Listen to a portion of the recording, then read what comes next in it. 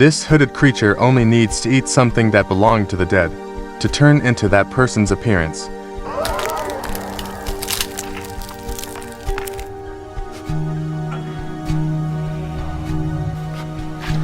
So people are willing to pay a fortune just to see their loved ones one last time. The bar owner has been making a killing because of it, not knowing a terrifying scheme is coming his way.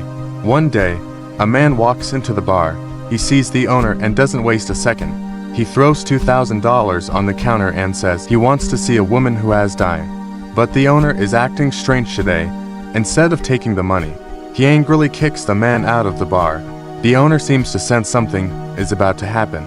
He takes some sedatives and records a video. A few minutes later, he comes crawling out of the basement covered in flames. Soon after, he's burned alive. Days later, Iris, far away in another country, receives the call that her father is dead.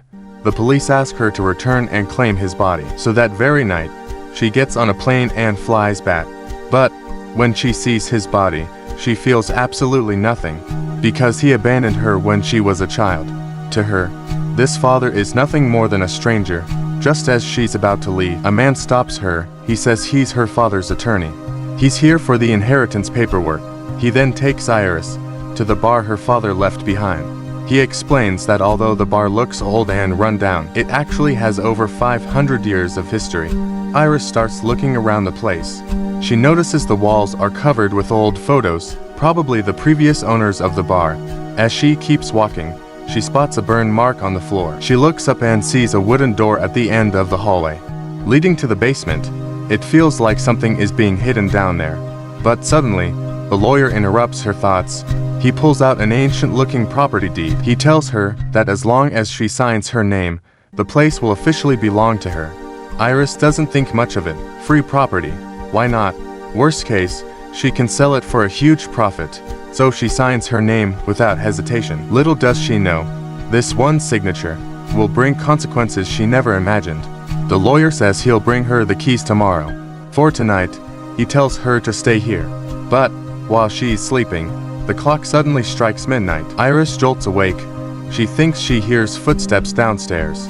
With her phone as a flashlight, she slowly walks down the stairs, calling out but no one answers. She turns on the hallway light toward the basement door. Her eyes lock onto it. The footsteps seem to be coming from inside.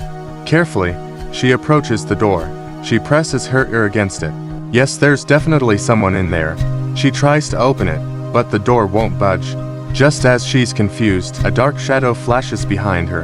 A cold chill runs down her spine. Iris rushes back to the main hall, and what she sees scares her to death.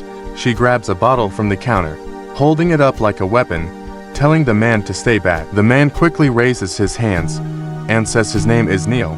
He insists he's not a bad person. He says he only wants to see his dead wife one last time. Iris thinks he's crazy. Who comes here looking for a dead wife? After a short conversation, Neil learns that Iris is the new owner of the bar. He immediately pulls out a stack of cash and places it on the counter. Iris asks him where his wife is. Neil says the woman in the basement can bring her back. Seeing Iris still doesn't believe him, Neil takes out $2,000, explaining that he came before, but her father refused him. He swears to God he's not insane. Everything he said is true. He begs Iris to help him fulfill this last wish. Iris still thinks it's nonsense, but the cash on the table is very real, and she can't ignore it. She takes the money and says she doesn't have the basement key right now. Once she gets the key tomorrow, Neil can return. After Neil leaves, Iris is overjoyed. She has never seen so much money. Making cash like this feels way too easy. She immediately calls her best friend Katie, excitedly telling her she just inherited a fortune. Katie doesn't hesitate.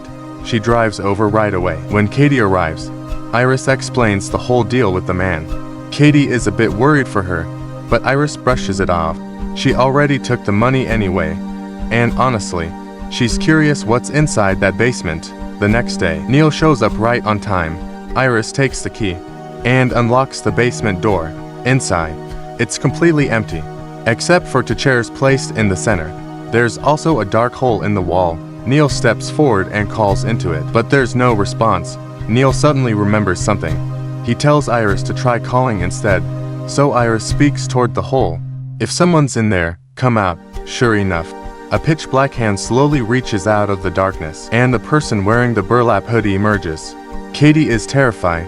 She urges Iris to leave immediately, but Iris stands frozen, unable to believe what she's seeing.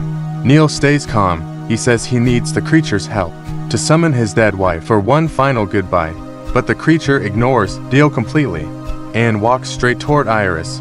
Katie grabs a wrench, shouting for it to stay away. Iris also yells, "Don't come any closer." Surprisingly, the creature stops. It listens only to Iris. Iris commands it to step back, and it does. Neil is thrilled. He tells Iris to order it to sit in the chair.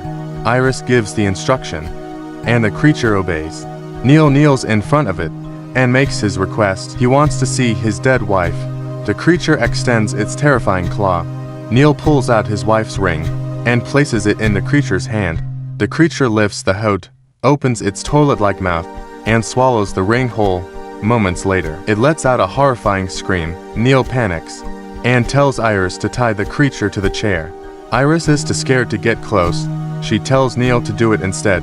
Iris backs away toward Katie, ready to bolt at any moment. Neil manages to tie the creature down, but suddenly, its pitch-black hand begins to transform, turning into the soft, human hand of a woman. Neil realizes it worked. He quickly lifts the hood, only to see something he never expected. It didn't turn into his wife. It turned into the one person he never wanted to see, his mother. He spins around, begging Iris for another chance. His mother recognizes his voice immediately. The reason Neil hates her so deeply is because she abandoned him as a child and killed herself in the bathtub. He never understood how anything could matter more than her own son. If she hadn't left, he wouldn't have grown up an orphan. His mother, filled with guilt, begins crying uncontrollably. Suddenly, black liquid starts seeping from the wall behind her. She lifts her head, expression turning ice cold, as if she's a completely different person. Then she says something that shakes Neil to the core. "I couldn't stand looking at you. You ruined my life, my sweet child. Is that hard for you to hear? I never wanted to be a mother. Every time I saw you, I felt nothing but burden. You never gave me the kiss I deserved. My final wish is to receive that kiss. You still owe your mother one." Neil is terrified. His mother puckers her lips. Leaning in, Neil turns and runs, but when he looks back, she's gone. He spins around, searching. Suddenly she tackles him to the floor, pinning him down, and vomits a flood of filthy, black water straight onto his face. Thankfully, Iris shouts stop. The creature freezes. Iris grabs the burlap hood from the ground, rushes over, and forces it back onto the creature's head. It finally calms down. Iris orders it to return to the hole. The creature hesitates, turns to look at her one last time, and slowly backs into the darkness.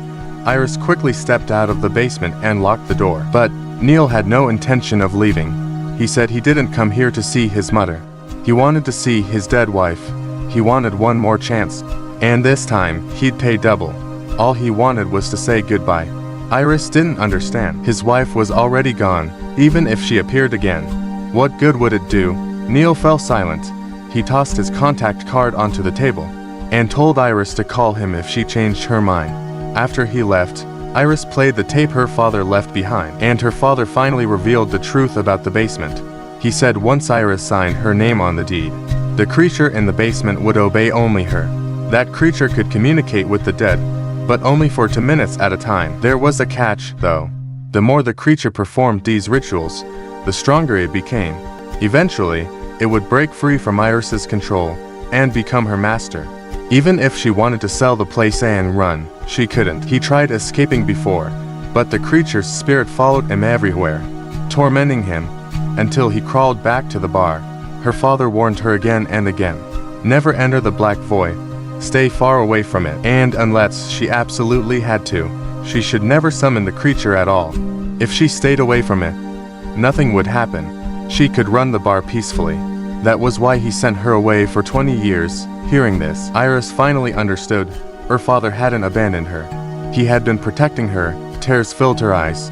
She had blamed him all these years. After the sadness faded, another idea appeared. Her father used the creature for 20 years before trouble started. She'd only used it a few times, What were the odds something bad would happen? Besides, this thing made money fast, and she promised Katie they'd quit after this last job. Katie was eventually persuaded by Iris's nonstop talking. She even agreed to stay with her for a few days. To be safe, Katie wrote "Do not cross this line" on the steps. Then she turned toward the hole. "I am your guardian now. I order you not to cross this line. And never leave this basement." The hole didn't answer. Only a terrifying howl echoed back. She hung the key around her neck and left the basement. Little did she know, that line she wrote would later save her life. The next day, Iris went to Neil's home using the address he left. Neil said Iris's father had been making money this way for 20 years, to full decades. That only strengthened Iris's belief. Summoning the creature one more time would definitely be fine. Iris and the others returned to the basement and summoned the creature again, strapping it to the chair. Neil handed his wife's necklace to the creature. The creature swallowed it whole. Iris started the timer. When Neil removed the hood, it really was his wife, her expression filled with sorrow. She asked Neil where they were. He didn't have time to explain. He urgently asked what happened at the moment she died. His wife remembered. She'd been in a car accident. When she began crying, Neil tried to calm her down. Time was running out. Neil asked again, "Who were you driving to meet that day?" His wife suddenly froze. Neil wasn't here to say goodbye. He suspected she had been cheating on him. Seeing how emotional he was, she quickly denied it. But the alarm rang. 2 minutes were up. Neil didn't get the answer he wanted. He refused to give up. His wife's face began to distort. Iris rushed forward to put the hood back on. But the chair slid backward, resisting. A flash of white light burst. The moment of her car crash replayed again. When Iris looked back, the wife was no longer in the chair. She was curled up in the corner, crying, saying she never wanted to die. Iris cautiously stepped toward her. Just as Iris reached out, the figure twisted into something horrifying and grotesque. It lunged and tackled Iris to the ground. Iris tried to call for a stop command, but the creature covered her mouth. Luckily, Iris could speak from her diaphragm. Only then did the creature stop, gasping for air. Iris said, "I am your guardian. You must obey me. Don't you understand? You and I are both prisoners." Just as she turned to leave, the creature suddenly stopped and looked back at her. It terrified her. The man ripped off his own face. Right in front of her, underneath the torn skin, was a burlap mask. Iris grabbed him by the throat, demanding to know what he did to her father. But the pain hit her instead. The harder she squeezed, the more she hurt. Then it hit her. She tore off the burlap mask, and what she saw shocked her even more. Under the mask was her own face. Iris jolted awake. It had been a nightmare. But the key rope around her neck was choking her so tightly, she couldn't breathe. Panicked, she ran to the bathroom to cut it off, but the scissors slipped from her hand. Katie heard the noise and rushed in. Finding Iris struggling on the ground, she grabbed the scissors and cut the rope. Iris barely survived. She thought everything was fine. But that night, she fell into another dream. This time, she saw what happened the night her father died. He summoned the creature and brought back her mother. Iris heard their entire conversation. Her father was terminally ill before he died. He wanted to see his wife one last time and then destroy everything. The 2 minutes ended. The alarm rang. He said his final goodbye. His wife said, "Do you remember when you last left? When you returned, the curse returned with you." She said only by setting her free could everything finally end. But the man said he had a better plan. He poured gasoline around her. He planned to die together with the creature. The woman panicked, saying, "I'm your wife. You can't do this." But he knew the truth. His real wife was dead. The thing in front of him was the monster. If he burned the bar and the creature together, everything would end. The curse would be broken, and Iris would be safe. But just as he pulled out the lighter, the light bulb exploded. He lit the lighter again. His wife stood in front of him, smiling. She gently stroked his face. He was terrified. His hand shook. The lighter fell to the ground. Screams filled the room. The flames engulfed him. The creature stood in the fire, untouched. Her father burned to death. Iris finally understood how her father really died. The next day, Iris' best friend Katie can't shake the fear. So she pushes a gas tank against the front door, hoping it'll at least block something from coming in. But the moment she turns around to leave, a picture frame falls off the wall by itself. She kneels down and pulls the photo out from the broken frame. Feeling a chill crawl up her spine, on the back of the photo, there's a handwritten note. She searches the name online, and shockingly, she finds the man's address. But, right as she closes her laptop, her heart nearly stops. The man from the photo is standing right in front of her. She grabs a stick to protect herself. But when she looks up again, he's gone. Katie immediately calls Iris and tells her everything she found. The man in the photo, he was the bar's first owner and that creepy lawyer. Katie drags Iris to the lawyer's office, but the place looks abandoned, as if the man vanished into thin air. And the creepiest part? The photo was taken 100 years ago, which means the lawyer is absolutely not normal. And, after what happened in the bathroom, Iris might be next just like her dad. But Iris brushes it off. She says she's too broke to care. Katie grew up rich, she never understand. Compared to poverty, a curse and a monster don't scare her. She's finally making money. She refuses to stop now. Katie is speechless. She storms downstairs to leave, but stops after getting into her car. She can't abandon Iris, so she looks at the photo again, and decides to visit the old house. Maybe she can find a way to break the curse. She kicks the boarded door open and enters. Inside, everything is rotten. Newspapers and old pictures cover the walls. She stuffs as many as she can into her bag. Meanwhile, Iris returns to the basement and summons the creature once again. She hands over her father's belongings. The monster swallows them whole, screaming in agony. Iris immediately starts the timer. The creature removes its mask and transforms into her father. He's gasping for breath, terrified. He tells Iris he tried to burn this place down, that he never left a will, he never wanted her involved. Iris insists she's the guardian now, and the creature must obey her.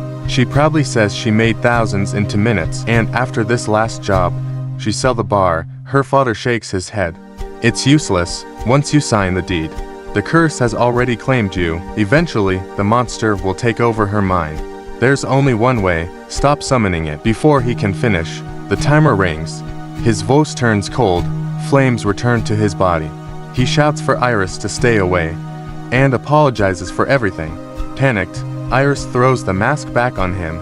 After speaking with her father, she finally understands the danger. She tries to burn the deed, but the paper won't burn. Now she realizes she can't escape the curse. That night, Katie returns with the documents. She calls for Iris, but no one answers. She doesn't know Iris is passed out drunk in the bathroom. Katie heads into the basement to look for her. On the ground, she finds a watch. She sets down her lantern and picks it up. But the creature suddenly appears behind her. Startled, she turns, dropping her bag and the documents. But weirdly, the monster doesn't attack. Instead, it rips a newspaper off the wall and swallows it. Katie tries to run, but the creature stops her. When she turns again, the monster has taken the form of a man. This is the very first owner of the bar. 400 years ago, Katie begins questioning him. He reveals the truth. For centuries ago, he and his brother found a woman in a cave, a woman who could resurrect the dead. The brothers tried to exploit her gift for money. She refused, so they tied her to a stake and burned her alive, calling her a witch. But death didn't take her. She revived and started her revenge. Diseases spread everywhere. Crops died. People starved. To stop her, the brothers performed a dark ritual and sealed her inside a void. Centuries passed until their descendants dug her up again and abused her powers once more. They didn't know, the more they used her, the stronger she became. She eventually killed everyone, except one guardian chosen to interact with the world. Anyone who signs the deed inherits the curse and becomes her new master. Katie panics. She tells him Iris signed it unknowingly. The man is stunned. You're not the owner. Then, I'm sorry for wasting my time. He approaches Katie slowly. A scream echoes, and the basement door slams shut. Hours later, Iris wakes up. Her phone rings. It's Katie begging for help. She says she's in the basement. Iris grabs a lamp and rushes down. Katie's voice echoes from deep inside the cave, ignoring her father's warning. Iris goes in to save her friend. She follows the voice deeper. At a corner, she finds Katie. As they head back, Iris accidentally knocks over a clay jar, revealing it's a ritual site. A few steps later, they find a corpse. Iris forces herself closer and freezes. It's Katie. Her real Katie has been dead for hours. The one behind her is the witch. Suddenly, Iris hears her father's scream. She turns. The fake Katie is gone. A hideous creature crawls out of the wall. Iris bolts in terror. Luckily, Neil arrives and drags her to safety. The creature can't cross the marked steps. Katie's death devastates her. Her own greed caused this. Iris decides to seal the cave forever. No one should ever use the witch again. Neil, seeing she's hysterical, secretly drugs her so she rests. But Iris wakes up at midnight. Neil is gone. She realizes he drugged her on purpose. Quietly, she heads downstairs and hears Neil talking to the creature. He says the deed now has his name. He's the new guardian. The monster must obey him. But the creature shakes its head. Neil pleads. He just wants to see his wife again. No time limit. After that, he'll let the creature go. This time, the creature agrees. It removes its mask and becomes Neil's late wife. She reveals the truth. The night of the crash, she felt dizzy while driving. She suspects Neil drugged her. Neil insists he only wanted her to stay calm. She was pregnant. He didn't want her stress. He never imagined she'd drive off and cause the accident. He touches her face gently, crying, telling her he's always loved her. The wife leans in and whispers, "Kill the guardian, Iris. Then we can be together forever." Neil is falling under her spell, but a shred of sanity stays. He refuses. His wife's face turns pale. "You shouldn't have hesitated. She heard everything. She's behind you." Iris gasps and runs. Neil chases her. He's completely consumed by the creature's illusion. Cornered, Iris fights back, gouging at his eyes. Punching wildly, she runs to the roof to call the police, but Neil catches up. Iris begs him to stop. He strangles her, her vision fading, until she grabs a tile and smashes it into his head. She climbs down the ladder to escape, but Neil grabs her hands. He looks at her and smiles. Then he lets go. Iris falls from the rooftop and dies instantly. Neil picks up her phone. He carries her body back to the basement. The creature grabs her phone and swallows it. It screams, and Neil removes its mask. Now it looks exactly like Iris. The creature speaks. "You're insane. You killed me." Neil shrugs. "You're the insane one. You wanted to destroy this miracle. If you don't want it, I'll make it mine." But Iris, now the creature, smiles strangely. "Actually, thank you. My guardian is dead, and you brought him to me. Don't you get it? My name is still on the deed. I am still her master. Now she is me." Suddenly, the lights go out. Neil is yanked toward the cave entrance by an unseen force. The creature morphs into Neil's mother and snaps both of his hands off in one swift motion. Then it takes the form of his wife and steps in front of him. It slams Neil's head into the ground again and again. Next, it shifts into Iris' form, grabs a chair, and lifts it high above its head. At this moment, Neil finally understands everything. From the very beginning, they were all manipulated by the creature. It preyed on their greed and desires, using them over and over. With each use, its power grew stronger, eventually controlling the guardians completely, merging with their souls. Finally, the creature regains its freedom. It is now Iris and simultaneously the creature itself. She steps out of the place that had trapped her for 400 years. The bar collapses into ashes. The film ends.